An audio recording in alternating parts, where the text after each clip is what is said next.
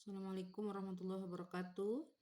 Pada video ini kita akan membahas tentang limit fungsi kompleks ya.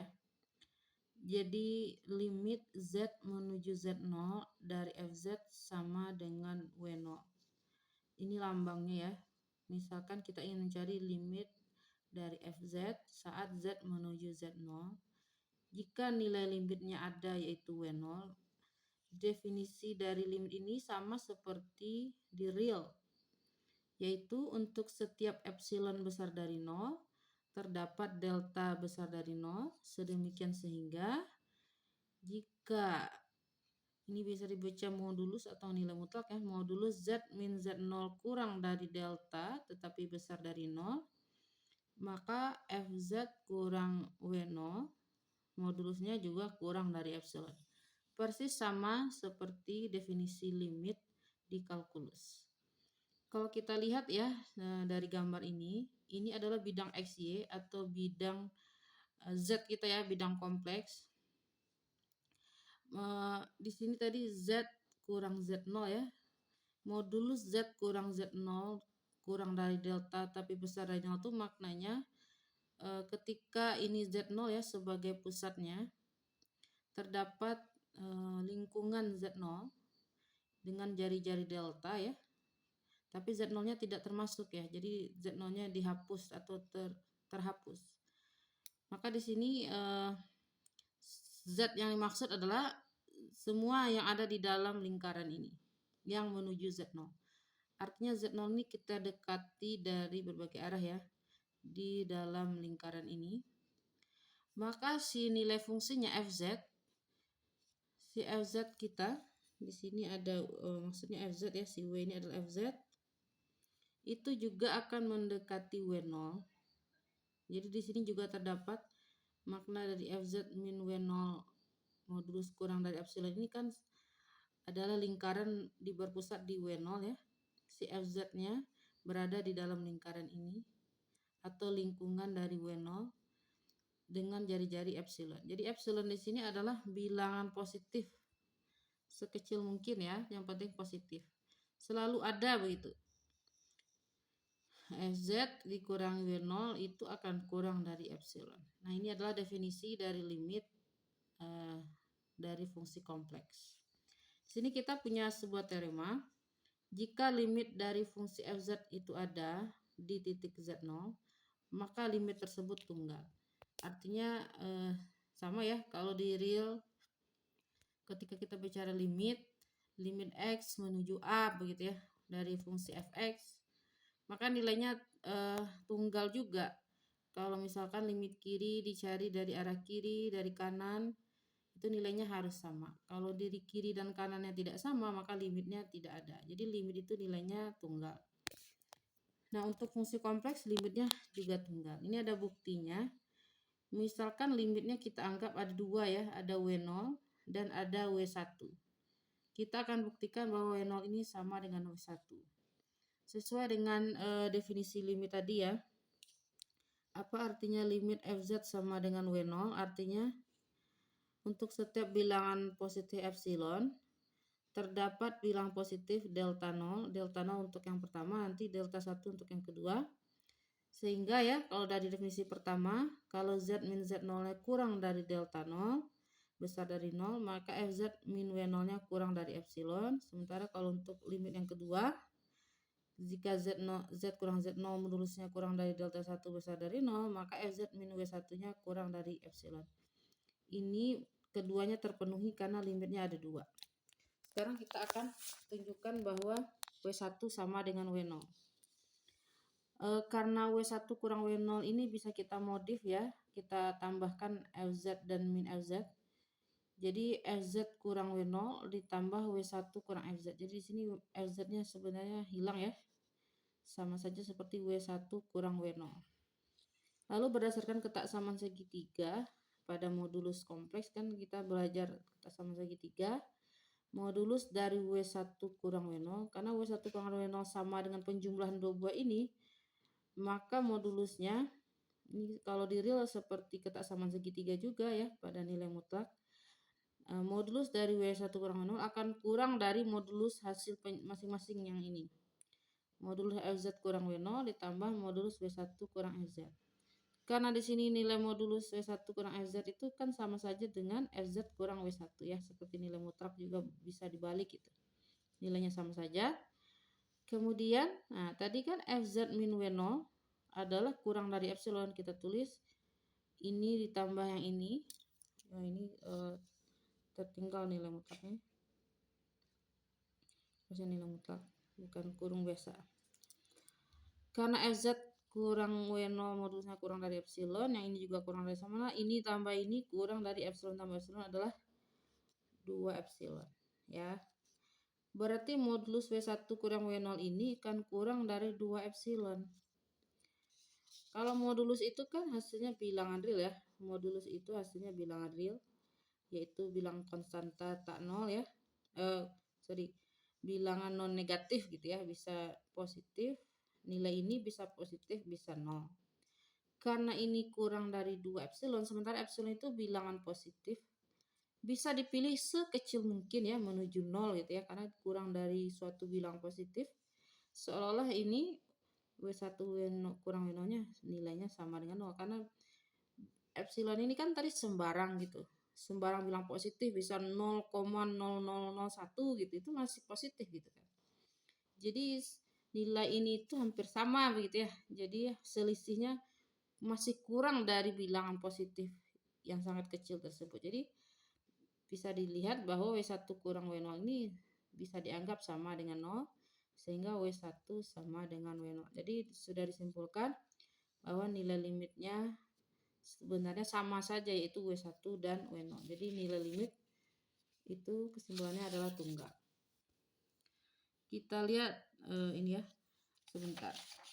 Dari definisi yang ini, dari definisi limit ini, di sini kita bisa pahami bahwa si FZ ini harus terdefinisi pada domainnya gitu ya. Si FZ ini harus terdefinisi pada domain dari fungsinya. Jadi domain, masih ingat materi sebelumnya ya, di mana fungsinya bisa terdefinisi. Tetapi juga bisa pada titik batas gitu ya. Ini ada contoh. Misalkan kita punya FZ, IZ konjugat dibagi 2 pada ini domainnya, modulus Z kurang dari 1. Modulus Z kurang dari 1 itu kan seperti lingkaran berjari-jari 1 yang di dalam sini ya. Nah, oke. Ini daerah domainnya. Tidak termasuk di dalamnya Z sama dengan 1 kan? Karena ini adalah kurang dari 1. Daerahnya kurang dari 1, berarti Z sama dengan 1 tidak masuk. Tetapi bisa di sini limitnya ada di titik-titik batas ya. Jadi di Z sama dengan 1 ini masih ada titik limit gitu ya. Mungkin dari materi sebelumnya tentang titik limit, di titik batas ini masih bisa dicari limitnya gitu. Jadi di sini pertanyaannya, buktikan bahwa limit dari Z menuju 1 dari FZ itu nilainya ada, yaitu I/2 ya.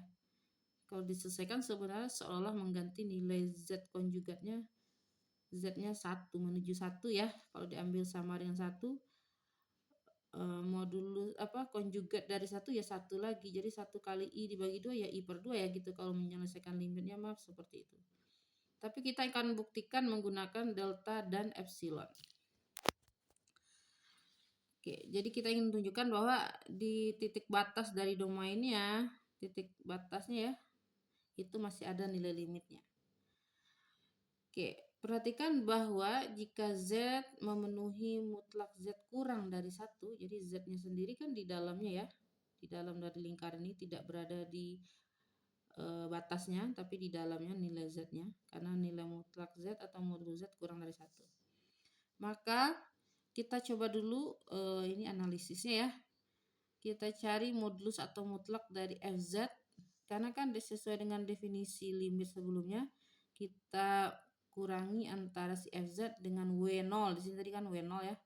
Berarti FZ kita kurangi dengan I-2, I/2, dicari modulusnya. Substitusi nilai FZ yaitu IZ konjugat dibagi 2 dikurangi I/2.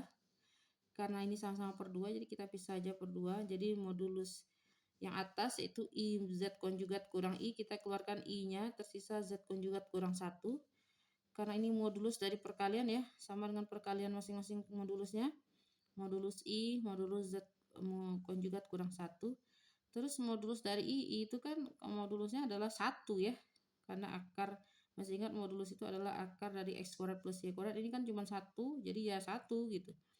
Kemudian Z konjugat kurang 1, karena Z konjugat itu modulusnya sama dengan modulus Z, jadi modulus Z konjugat kurang 1 akan sama dengan modulus Z kurang 1 saja. Jadi yang modulus I-nya jadi 1, modulus Z konjugat kurang 1 sama dengan modulus Z kurang 1. Nah ini analisisnya, karena ini dibagi 2, maka kita bisa pilih nanti deltanya 2 epsilon ya. Jadi sekarang kita buktikan, jadi ini analisisnya ya. Biasanya kalau menggunakan delta epsilon kita analisis dulu bagaimana memilih deltanya. Maka bukti untuk limit ini adalah untuk setiap epsilon besar dari 0 terdapat delta. Terdapat itu berarti kan kita pilih ya, minimal ada 1 gitu. Kita pilih delta sama dengan 2 epsilon, sehingga jika kita kurangi antara Z dengan Z0, Z0-nya kan 1 di sini ya. Makanya modulus Z kurang 1. Jika ini kurang dari delta, deltanya 2 epsilon, maka FZ dikurangi I per 2 modulusnya. Nah, tadi sudah kita analisis, nilai ini sama dengan modulus Z min 1 dibagi 2. Nah, karena Z min 1 di sini, coba lihat. Z min 1 modulusnya kurang dari 2 epsilon, maka nilai ini dibagi 2 akan kurang dari Z min 1-nya ganti 2 epsilon ya. 2 epsilon bagi 2, sehingga ini sama dengan epsilon. Berarti kita sudah membuktikan untuk setiap epsilon besar 0 terdapat delta yaitu 2 epsilon, sehingga kalau Z kurang 1 kurang dari delta besar dari 0, maka si FZ dikurangi I per 2. I per 2 itu kan hasilnya tadi betul akan kurang dari epsilon. Jadi sudah memenuhi definisi yang tadi sudah disebutkan ya. Jadi kalau kita ingin membuktikan menggunakan delta epsilon itu harus terpenuhi kalimat ini, bisa gitu, nyambung. Jadi seperti itu. Kita lihat gambarnya ya. Tadi kan di sini titik 1. Ketika kita buat lingkungan 1 ya, di 1 ini dengan jari-jari 2 epsilon ya, karena dari deltanya 2 epsilon. Ini ada Z ya. Z itu kan tadi di dalam lingkaran berjari-jari 1, kan ini masih beririsan ya. Ada Z di sini. Yang mana si Z ini dikurangi 1, modulusnya kurang dari 2 epsilon ya, berarti dia lingkaran berjari-jari 2 epsilon. Maka si FZ, nilai fungsi kita itu kalau dikurangi dengan I per 2, modulusnya kurang dari epsilon, berarti dia berada di dalam lingkaran berjari-jari epsilon. Harusnya gambar epsilon ini lebih kecil karena di sini 2 epsilon ya jari-jarinya. Oke, di sini epsilonnya harus lebih kecil lagi jari-jarinya. Kita lanjut menyelesaikan soal limit. Tapi sebelumnya kita harus pahami dulu perbedaan antara limit di kompleks dengan limit di real ya. Kalau di real itu kan kita kalau misalkan mau cari nilai limit, misalkan nilai limit di titik C gitu ya, X sama dengan C. Bagaimana fungsinya? Biasanya fungsinya begini. Biasa kita mendekati X dari arah kanan dan X dari arah kiri. Mendekati C ya, dari kanan dan kiri. Si fungsinya mendekati angka berapa? Misalkan di sini nilainya adalah L ya. Nah, saat X mendekati C dari kiri, dari Fx, dari kiri nilainya sama dengan L. Dan dari kanan juga harus sama. Mendekati C dari kanan, si fungsinya juga mendekati titik yang sama, itu titik L, itu nilai fungsinya. Maka kita katakan limitnya sama dengan L karena dari kiri dan kanan sama. Sementara kalau limit di fungsi kompleks Z menuju Z0 ini, karena tadi kan kita bikin lingkaran gitu ya, lingkaran berjari-jari delta. si Z0 ini kita dekati tidak dua arah saja kanan dan kiri, tapi dari berbagai arah nilai Z-nya ya, di sini nilai Z ya, di sini nilai Z.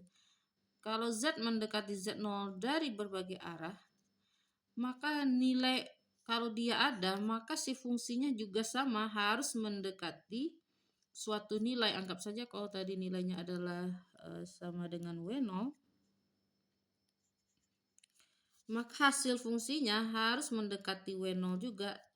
Dari berbagai arah pun harus mendekati angka yang sama, yaitu W0, si FZ-nya gitu. Si nilai fungsinya juga harus mendekati nilai W0. Kalau misalkan didekati Z0 dari dua arah saja, misalkan hasilnya sudah berbeda, tidak sama, maka limitnya dikatakan tidak ada. Nah, ini ada contoh yang limitnya tidak ada ya. Kita punya fungsi FZ, yaitu Z dibagi Z konjugat. Apakah limit FZ ada? Maka kita coba analisis.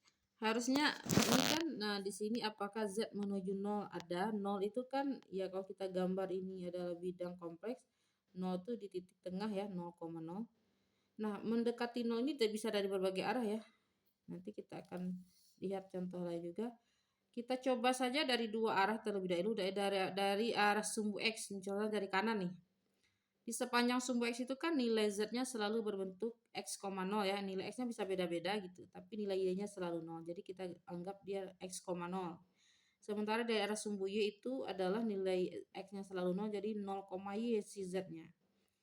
Kita coba dekati 0 dari arah sumbu X ya, dari kanan sumbu X.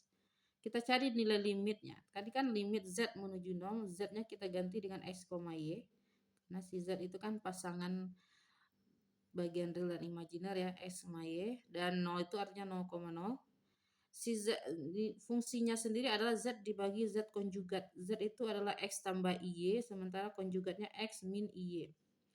Kita dekati dari arah sumbu X, artinya X, Y bisa kita ganti dengan X, 0. Jadi nilai Y-nya selalu 0. Ganti di sini Y-nya 0, di sini juga 0. Maka yang tersisa adalah X bagi X ya, karena ini ditambah 0 dikurang 0. X dibagi X itu 1. Jadi nilai limitnya sama dengan 1. Ini seolah seperti kita belajar limit dua variabel ya. Ada dua variabel yaitu X dan Y. Jadi ini mirip pengerjaannya. Kemudian didekati dari arah sumbu Y. Kalau dari arah sumbu Y, Z itu nilainya 0, Y tadi sudah dijelaskan. X tambah Y dibagi X min Y. Kita ganti saja X-nya dengan 0, 0, 0 ya. Sehingga yang tersisa Y min Y. Kita bagi ya. Y dibagi min Y jelas min 1. Jadi dari dua arah saja itu hasilnya berbeda ya, 1 min 1. Maka bisa kita katakan nilai limitnya tidak ada, karena tadi ada teorema mengatakan limit itu tunggal. Jadi kalau berbeda berarti nilai limitnya tidak ada. Jadi kalau membuktikan limit tidak ada, kita bisa coba dekati, cari yang hasilnya berbeda. Dua saja berbeda itu sudah tidak ada. Tapi kalau menunjukkan limitnya ada, bukan berarti kalau dari dua arah nilainya sama, udah pasti sama gitu ya. Bisa jadi dari arah lain yang tidak sama gitu. Jadi tetap harus hati-hati dan teliti.